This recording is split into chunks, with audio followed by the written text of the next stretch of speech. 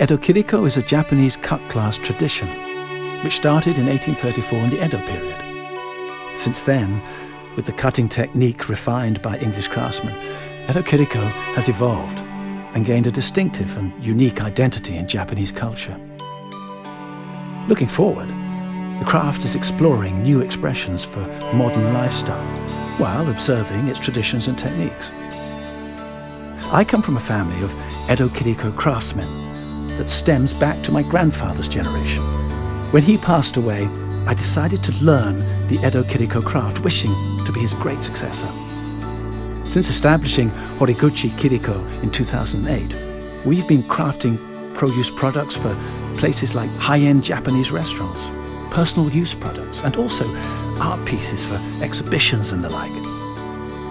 I would like my company to remain a compact and highly professional team with a focus on absolute quality. Edo Kiriko's very slow evolution can only be seen over a long time span, so it is incredibly difficult to be aware of and contribute to those changes over a single craftsman's life. Commercial viability and an understanding of the market have been and will be fundamental for the development and sustainability of Edo Kiriko. So those who are part of the profession must be incredibly sensitive, understanding the needs of the modern market and propose relevant designs.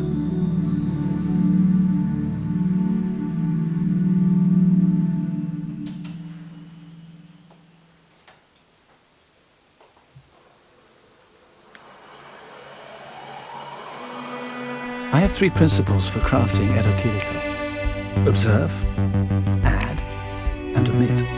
As a craftsman prepared to rise to such a challenge, we should of course respect and keep the tradition. At the same time, we need to be conscious about importing new values from modern life. And lastly, we should also consider leaving some of the irrelevant elements behind. By sticking to these principles, I believe that we can refine Edo Kiriko even more. There are 6 steps to crafting Edo Kiriko. Waridashi is drawing lines which are the guide for all the cuttings. Aradzuri is to give basic cuttings to the glass. Sambangake is applying precise, detailed cuttings. To smooth the cut surfaces is Ishikake. Migaki is to polish the cut surfaces to highlight their transparency. And finally, to bring back the original shine and clarity of the glass is Bafukake. Unlike ceramics, glassware doesn't really offer pattern of value over time, so it is often at its best just after having been created. Consequently, it has been my challenge to make Edo Kiriko that is at its absolute best at the moment of being used. For example, the beautiful reflection that can only be witnessed through the eyes of the user, the various shadow patterns that are created in different environments, and the patterns and colors that most beautifully accommodate the food or drink.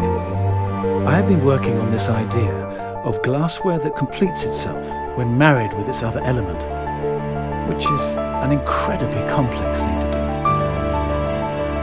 To achieve this is very much a trial and error process, like, okay, this doesn't work, how about this? It's like twisting a wet cloth again and again in order to witness the very last remaining drop of water to fall from it. It is often a painful experience, like giving birth to a child. But to have made a product with this intense process gives me extra happiness and an everlasting emotional bond.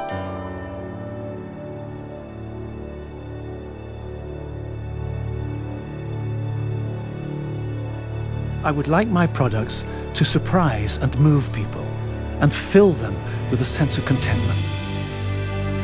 Greatly inspired by my loved ones, together with my apprentice, I am committed to make this tradition much more sophisticated and gifted to our next generation. That is what I hope my life's work will achieve.